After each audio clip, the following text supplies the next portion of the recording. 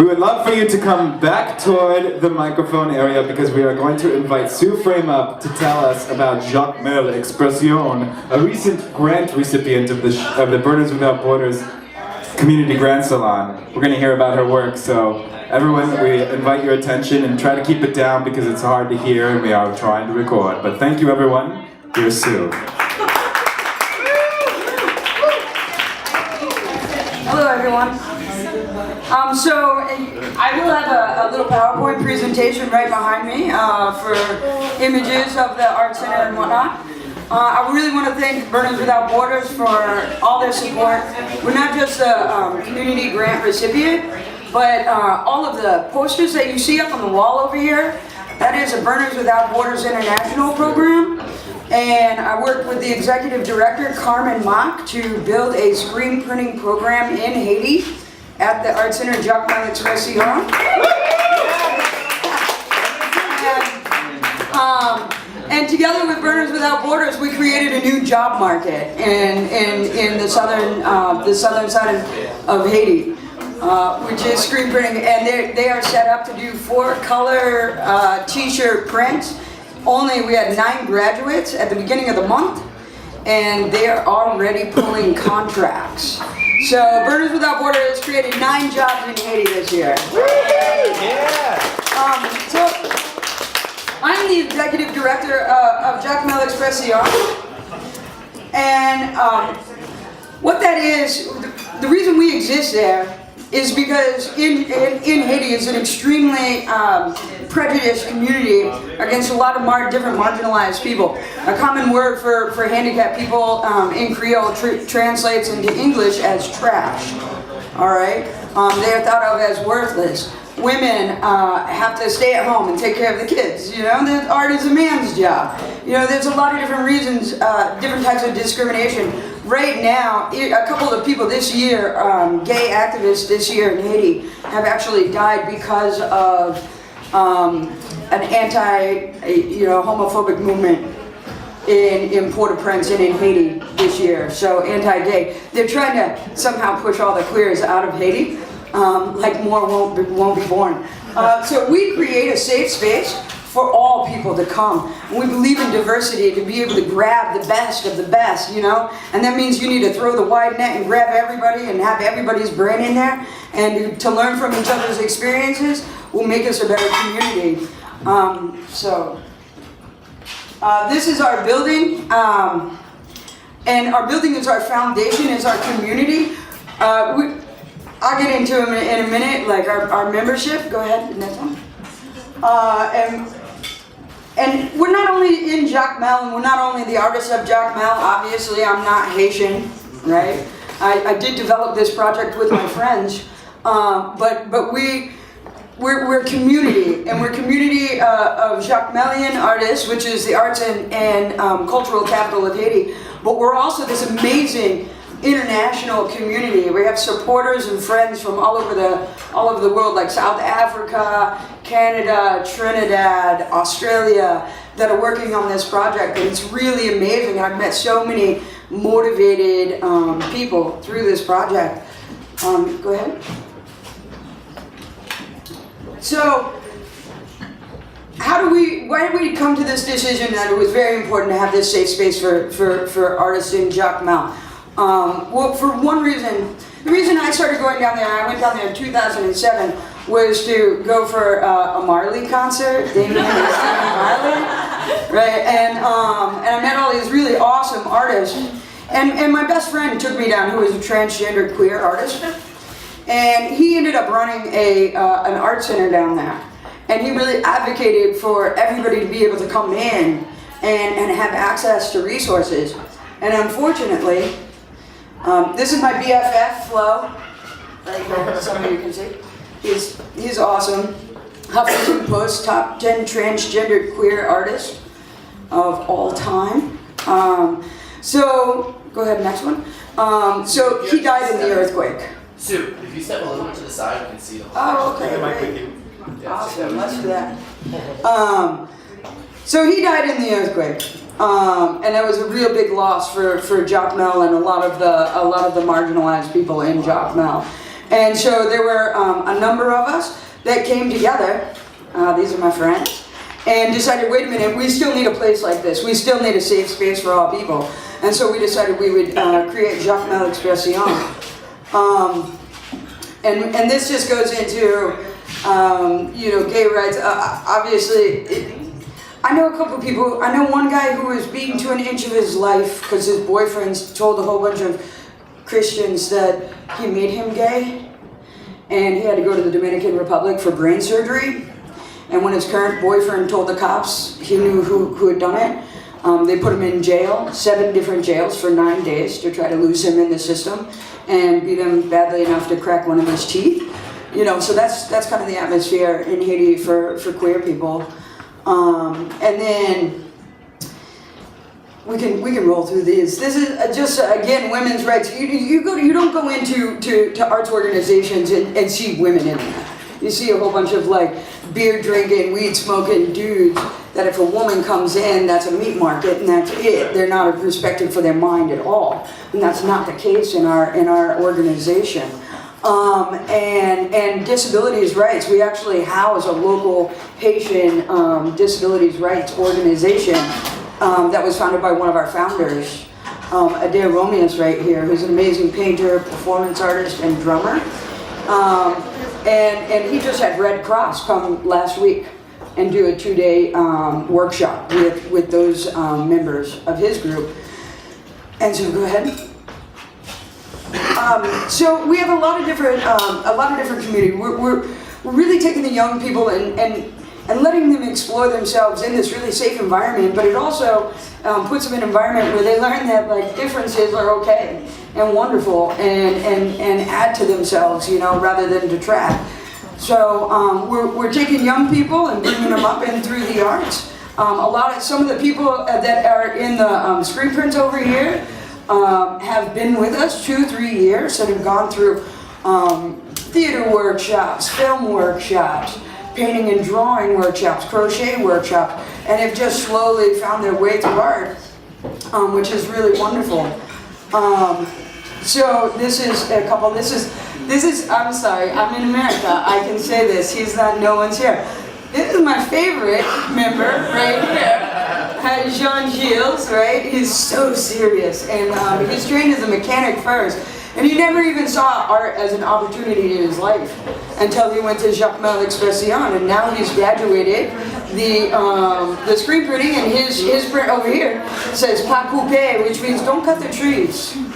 Right? So we also right now in our center. Screen printing is one of the only programs that we actually have, and to kind of get to that conversation we were having a little bit before about working with community and creating community. Screen printing is one of the only workshops that we have right now that is run by international visitors and volunteers. Everything else is is run by Haitians. No, go back one. This is Baggio right here, who ran a year-long painting and drawing class.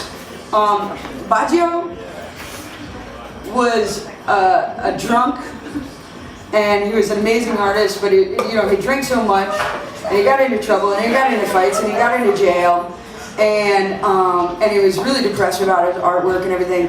And we have a non-drinking environment, non-smoking environment to keep it a safe space. And because he was sober for that many hours of the day, he ran and learned to run a whole program, a year-long painting and drawing program. And now he's married, he has a kid and a gallery. Wow. So, right there, that's making a difference just by letting the community members in Jakmel come. Right now we have karate, dancing, drumming, theater, and I know I'm forgetting one, Cine Club. So Sunday movies, those are all run by Haitians, giving back to their own community. And all we have to do is give them a building, and they'll make change in their own communities. And then we have international volunteers. I'm really trying to, maybe you guys can help me. I'm really trying to expand our community involvement from Chicago. It seems crazy to me. I'm here in Chicago. I have amazing community support from Miami, Boston, New York, Arizona, San Francisco. I have a lot of like community support. These guys, the Boiling Point Collective, the Queer Radical Activist Collective in Miami, and they store all of our goods going down to Haiti. And right now we have 14,000 pounds of screen printing ink that will last us for the next couple of years, but they're helping us get down there.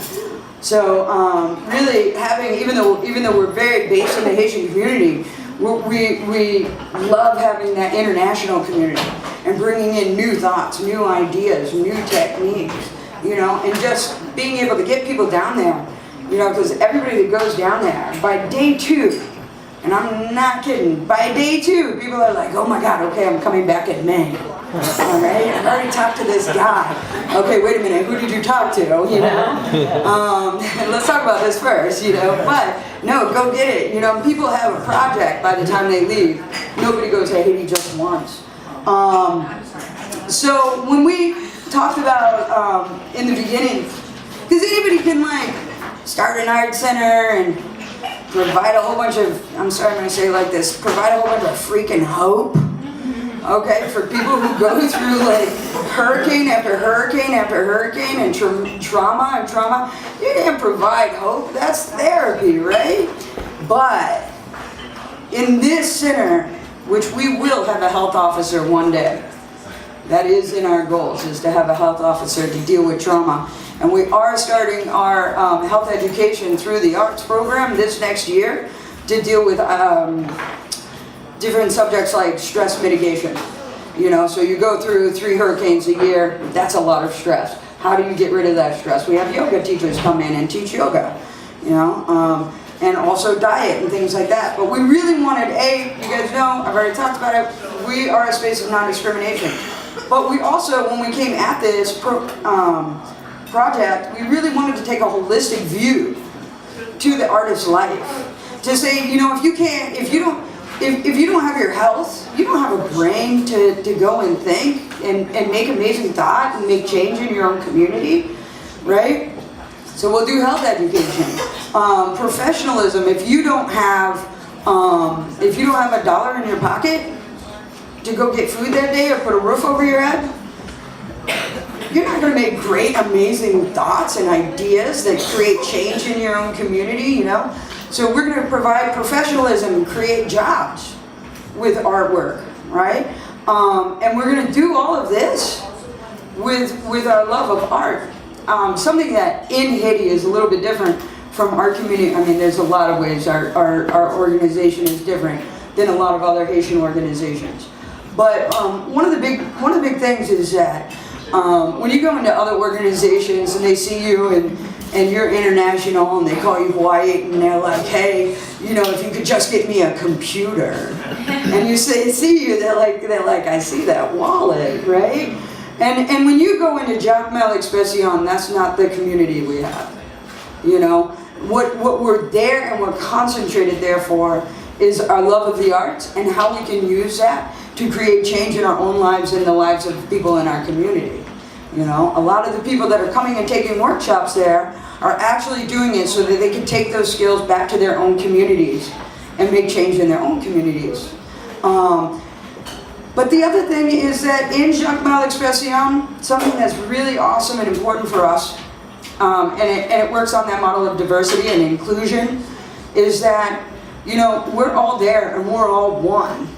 Because we all love art and we love creating things, and everything else besides that is just our flavor. That's our culture, our subculture. That's just like the flavor of the art, and not a difference, but another connector, And we are community driven. When I said earlier, I'm not going to give away my whole speech. Something that I have found, and I was never into nonprofit work before the earthquake or any of that, and saw a real need, but these are my friends, and I wanted to, and if they needed a little bit of help, I'm going to be there to back them up, right, and do as much as I can for them. you know? And then as I got into like being in Haiti, which has the highest number of nonprofits per capita in the world, right? Highest number, that creates a whole culture in and of itself, right? And what I saw was a whole bunch of nonprofits with really wonderful utopian ideas just coming in and bulldozing over the community members and saying, you know what, you cute little Haitian, you, let me pat you on the head and squeeze your cheek and tell you what the fuck to do. Because obviously you don't have it yet, right? Well, I'm not going to get into that political discussion, but, you know, my friends are smart, and my friends are worth it. They're intelligent. They can create change in their own community. They only need the resources to do that. So I never ever create a program in this art center without connecting with my members, my member base, and saying, you know, screen printing. Screen printing is awesome. It took me a while to like explain what screen printing is. Serigraphy in Creole. I finally figured out, and then once they figured, you know, serigraphy, you know, they were really excited about it. I said, okay, you want screen printing? Let's do this thing then, you know, and let's create some jobs. But it's all community driven, you know, it's all about what the community wants and not what I want, you know. So, we do, like I said, we do a lot of different types of education, art education. We'll just roll through the pictures here, since I've talked about it a little bit already. This is Tonnier Theater, run by our administrator, Jasmel Noel, and it really is about their goal and their mission is to retain Haitian culture, you know, and a living history of that. And then we also have the screen printing where we're developing jobs. Go ahead, and then yoga, and we're looking to expand that this year. This is Lucanson sets up his Cine Club every Sunday, so we do offer space for, like, even if it's not a workshop and it's just a club or an event, or one of our members needs to have a meeting there, we open up the building for them for that. And we also let them put in proposals. If they have a project that they want to do, they actually have to write a proposal, bring it to the administrator and myself, and then we work with them to make that proposal happen. You know, as long as they work on that and don't say, okay, I give it to you now, you know. But we really try to support our membership in that way. And so that's a lot. That's about it. But the last and most important part is I know that every single one of you in this room has a skill, you know, and Jakmel is a really enchanting, amazing space because it's pride. You know, okay, how many people in the room have been to Burning Man? Right. Okay, you remember that first moment when you're driving up to Burning Man and your mouth kind of goes, holy shit, right? That's driving into Jakmel too. I think that's a really big, you know, parallel between the two. Because the two, even though this is a town, a very, very old town, its pride and its joy is based in the arts and in culture. And being a part of that and seeing the arts ooze out of everybody's pores is just, you know, for me as an artist, that's really where I want to be. You know, so I would encourage all of you to come and visit. You know, you can, we do have project proposal forms on our website, and I have some information right over here. And then you can talk to me tonight. We depend on personal donations at this point because we are completely grassroots. I will actually be incorporating this next week. We've survived. We have survived for 3 years on personal donations that pretty much range from $20 to $100. You know, and we've done all of this on a low budget of $21,000 a year. But like right now, the scary fact is that I've got to raise a couple $1,000s before January so that I can pay for rent and keep these jobs rolling. You know, so any help that we can get, organized, spreading the word, organizing benefits, anything like that, really truly makes a difference in somebody's life and allows art to create change on a local level and create community. And in that vein, all of these posters that I have over here today, and I have some tote bags, I am selling for rent. So if anybody wants a poster, let me know. And I have a couple pictures of some of my students up there too. So thank you so much. Does anybody have questions? Let's give it a round of applause.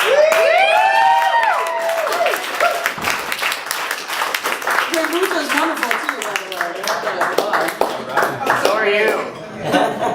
So does anyone have any questions at this time?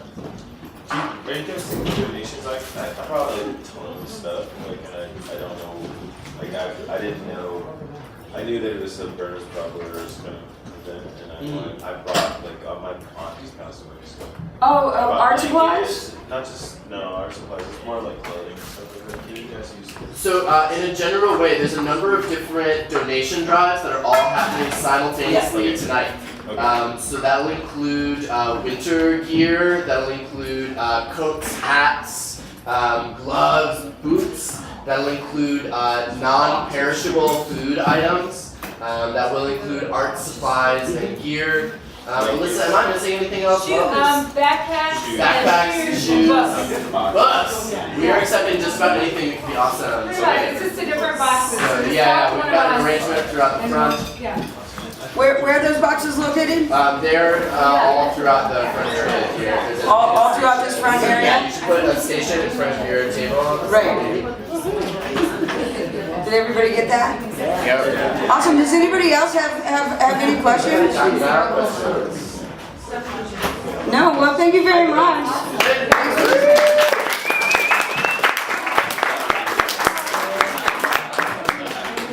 I want